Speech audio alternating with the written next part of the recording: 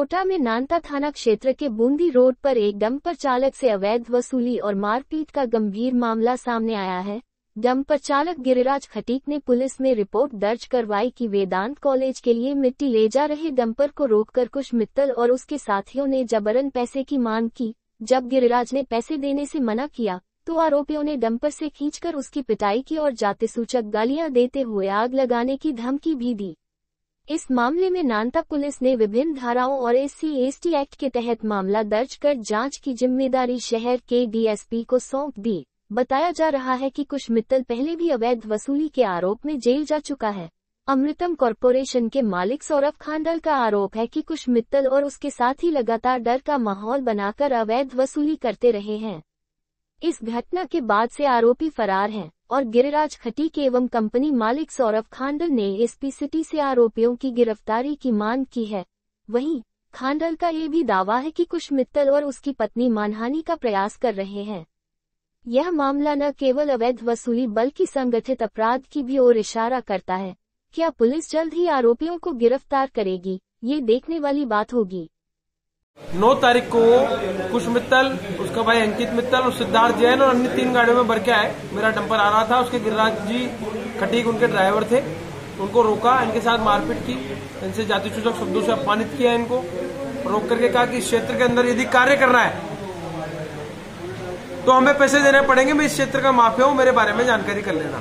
वो कॉलर पकड़ के घसीट के उतारा कि तेरी गाड़ी में आग लगा देंगे, तेरे सेठ से मेरी बात कर। जब मेरी बात करवाएगी तो मुझे कुश मित्तल ने, जब मेरी बात कराई गई तो कुश मित्तल ने मुझे गाली गलौज करी कि यदि तुझे तेरी खैर चाहता है और तेरी गाड़ी की खैर चाहता है तो यहाँ आकर के इस तेरी गाड़ी को ले जा और मुझे पैसे दे जा, जो तेरी गाड़ी की आग लगा दूंगा। जब मैं वहां पहुंचता हूँ तो मेरे ड्राइवर की कॉलर पकड़ रखी थी, उसने जातिसूचक शब्दों से अपमानित कर रहा था। जब मैं वहां पहुंचा तो मेरे ड्राइवर ने रम की भीख मांगी तो मैं ड्राइवर आदमी मुझे तो छोड़ो। तो उस व्यक्ति से उसने कहा कि तेरा काम नहीं है, तू जाकर के जो तेरा पुश्तैनी काम है वो कर, और जातिसूचक शब्दों से अपमानित करते हुए माँ बहन की गालियां देने लगा। तो मैंने उससे कहा, मैंने कहा भैया मुझसे विवाद है तेरा, तो बता मुझे क्या विषय है। तुम ये बात बोलते इनको छोड़ दिया और मेरी गाड़ी पे उन्होंने हमला कर दिया। उसके बाद अंकित मित्तल ने बंदूक निकाल ली, मेरी गाड़ियों के कांच तोड़े, लाइटें तोड़ी, बम्पर तोड़े, फेंडर तोड़े। हम जान बचा के वहां से भागे।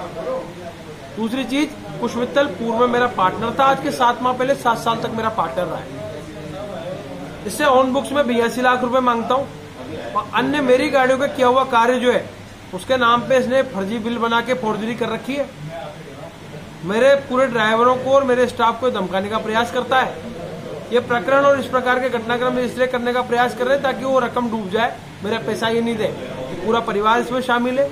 उसकी पत्नी, उसकी महिला ने जिसने कल प्रेस कॉन्फ्रेंस करी है, वो महिला भी जिस दिन इसने दस्तावेज चोरी किए थे मेरे यहाँ से, वो दस्तावेज उस दिन वो महिला वहां थी, पर मानवता के नाते मैंने रिपोर्ट दर्ज इसलिए नहीं कराई क्योंकि वो गर्भावस्था में थी और 7 साल तक मेरा पार्टनर था। तो मेरे भी हल्की सी संपत्ति इतनी सी थी कि भाई ठीक है, उसके पिताजी कह रहे तो कर देगा हिसाब, परंतु ये इस प्रकार के उच्च हरकतों पे आ गए हैं। मेरे ड्राइवर और मेरे स्टाफ के साथ मारपीट कर रहे हैं। मेरे रिश्तेदारों का नाम इसमें घसीट रहे हैं जिनका इस व्यापार से कोई संबंध नहीं है। पूर्व में भी इस व्यक्ति का आपराधिक रिकॉर्ड है।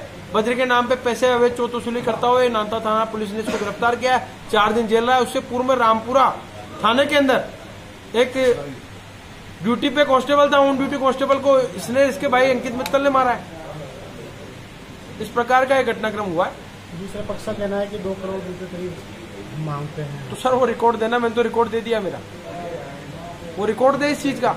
आरोप तो आदमी 10 करोड़ का भी लगा सकता है, 50 करोड़ का भी लगा सकता है। उसी आरोप में उन्होंने ये भी कहा कि मैं 4 करोड़ मांगता हूं उनसे। जो कारोबार कर रहे हैं वो वैध है? वैध है, मेरा कारोबार वैध है। मैंने आज दिन तक अवैध कार्य नहीं किया। मेरे खिलाफ अवैध खनन और अवैध कारोबार की आज दिन तक न कोई रिपोर्ट है, न कोई मुकदमा है। मैं साफ छवि का व्यक्ति हूँ, सामाजिक व्यक्ति हूँ। कौन कर रहा है अवैध? अब आप ये सोच लीजिए कि देवनारायण योजना की STP है, उस STP में खोद के यदि प्राइवेट साइडों में बेच रहा है तो माइनिंग को उसकी STP खारिज करनी चाहिए।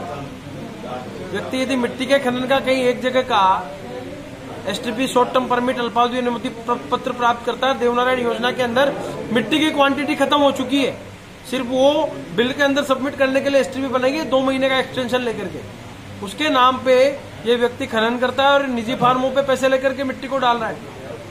तो ये तो कानूनन नहीं है। माइनिंग और अन्य लोग भी इसमें संदेह के घेरे में आते हैं, तो उसकी एसटीपी खारिज करनी चाहिए। परिवार का कहना है कि हमें डर है आपसे। डर तो सर हमें है, मेरे पूरे स्टाफ को है। वो व्यक्ति इस प्रकार के प्रोपेगेंडे इसलिए करता है कि वो इस चीज को खा जाए। उन्होंने मुझे कई बार झूठ मूठ आत्महत्याओं की धमकी भी दी कि पैसा डूब जाए, परंतु ऐसा संभव हो सकता है कि जिससे मैं पैसा मांगता हूँ वो ऐसा करने से डूब जाएगा। इसका पैसा उसको देना ही पड़ेगा, हिसाब देना ही पड़ेगा। पूरा हिसाब चोरी करके पहले ले गए थे मेरे से अलग होने के बाद। नाम बता। सौरभ खांडन।